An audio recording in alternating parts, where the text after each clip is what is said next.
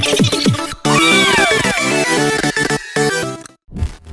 what's up mga boss? Kamusta kayo dyan? For today's video pare, magbabasa muna ako ng mga comment dahil napaka-busy natin. Hindi ako makaluwas at makapaggala-gala pare. December, January, sobrang busy natin dahil sa dami ng mga nag-order. Kailangan nating unahin yon. At yung mga ibang nag-order sa akin na medyo matagal, sana pagpasensyahan nyo ako mga idol. Dahil minsan may mga pangyayari talaga na hindi natin maiiwasan. Tulad na yung rider, naka-buy schedule yan. Hindi ko basta-basta napapapunta yung rider dito para mag-pick up ng mga item nyo. Pangalawa, minsan naubusan ako ng bubble wrap. Pangatlo, naubusan ako ng scotch tape. Pangapat, naubusan ako ng... Basta, dami mga boss. Hintayin nyo lang yung mga order sa akin.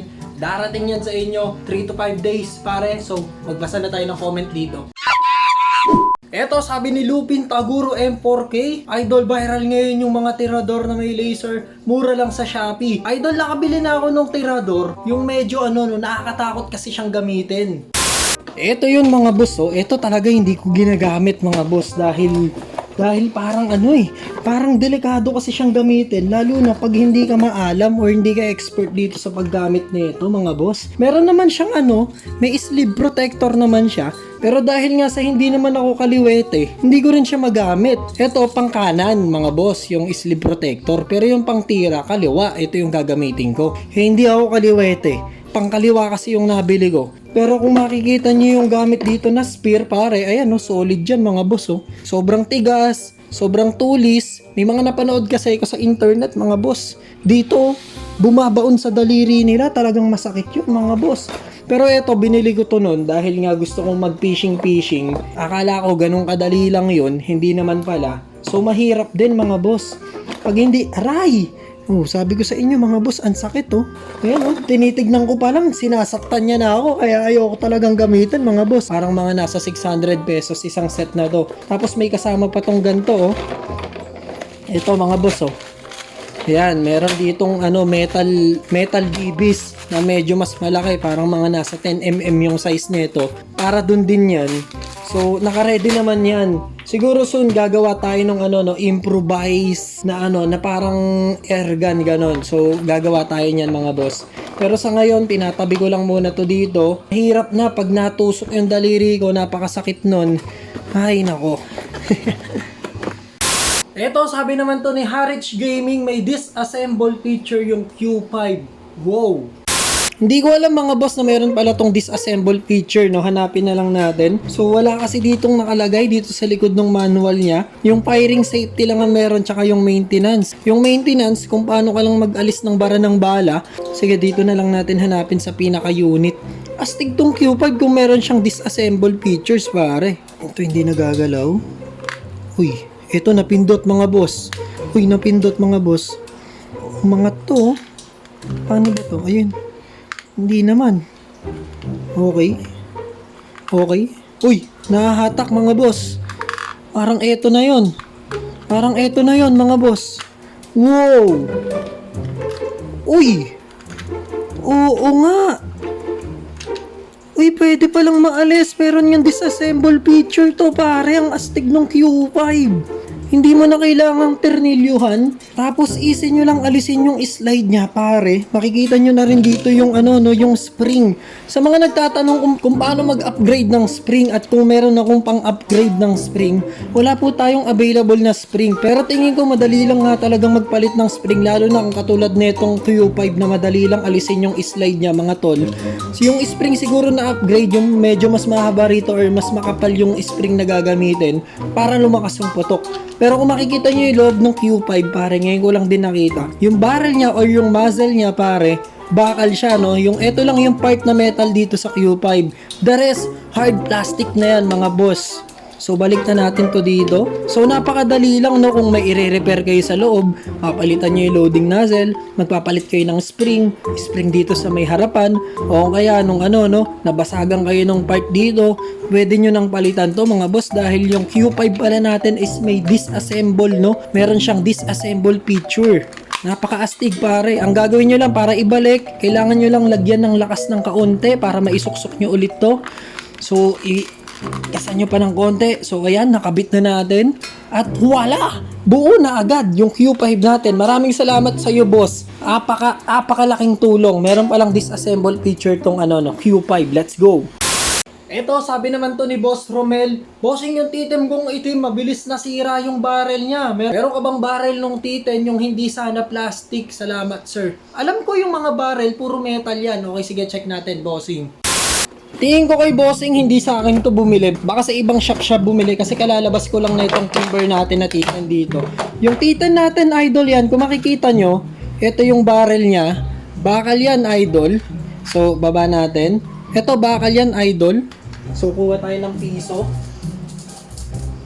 So, ayan, kalugin natin ng piso. Ayan, idol, naririnig mo ba? Ayan, bakal to, idol. Pero may isa pa. Baka ito yung tinutukoy niya. Ito ba, idol, yung tinutukoy mo? Itong loading nozzle? Siguro yung loading nozzle din yung tinutukoy niya bukod dito sa barrel. Baka barrel din yung tawag niya rito sa may loading nozzle. Yung loading nozzle, mga idol, hindi ito pwedeng maging bakal kung pellet gun lang yung gamit natin. Dahil yung loading nozzle is plastic yan, pag ginawa pang bakal yan, baka humina yung putok ng barrel. Yun yung pagkakaintindi ko. Ewan ko lang kung sa mga expert, kung ganun din yung katulad, kung ganun din yung opinion nila. Pero sa akin, parang ganun yung pagkakaintindi ko. Kaya hindi ginawang full metal tong loading nozzle na to. Baka hindi na kayanin ng mga pellet gun lang. Siguro kaya yon sa mga gas type o kaya yung totoong barrel na. Baka yung loading nozzle nun is full metal na din, mga idol. Pero kung pellet gun lang, katulad nito mga full metal, ordinary pellet gun natin, siguro ang gamit lang din talaga doon sa mga nozzle na yon is plastic lang.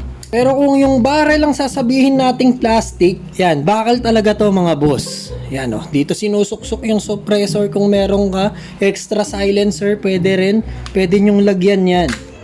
Ito naman, sabi ni Benedict Reloso, yung Kimber 1911 yan sa tunay, idol, also known as John Wick 2. Wow!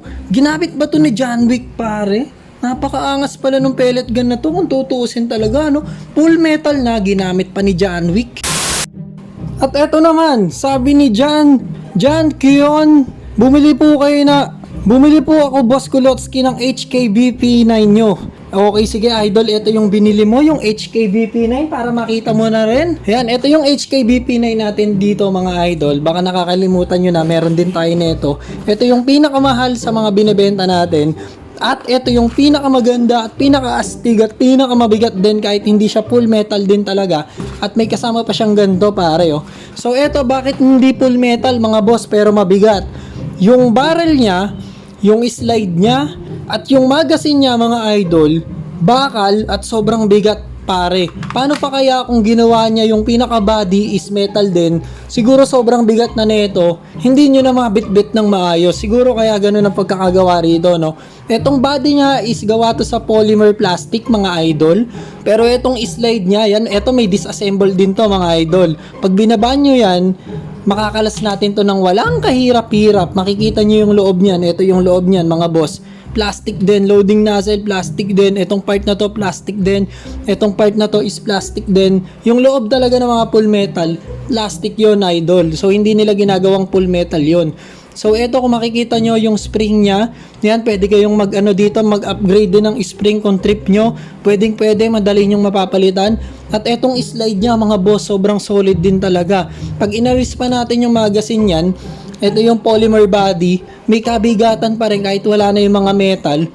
So, etong polymer body na to, solid hard plastic din siya, mga boss. So, balik natin yung magazine, balik din natin tong slide. So, ilock nyo lang yan pag hindi nyo nagagamitin. May safety features din yan pag walang bala. So, maglalak yan. So, baba nyo lang to pag gusto nyo nang ibaba yan. So, babalik yung slide nya. And then, click nyo lang yung trigger. Yan. Pwede nyo na siyang paputukin. So, ito yung VP9. Meron din na itong color black. And then, ito yung two-tone. Ito yung mas mabili, yung two-tone natin dito. Sa mga may gusto ng VP9, score lang kayo. Nasa na din to? Nasa Shopee, mga boss.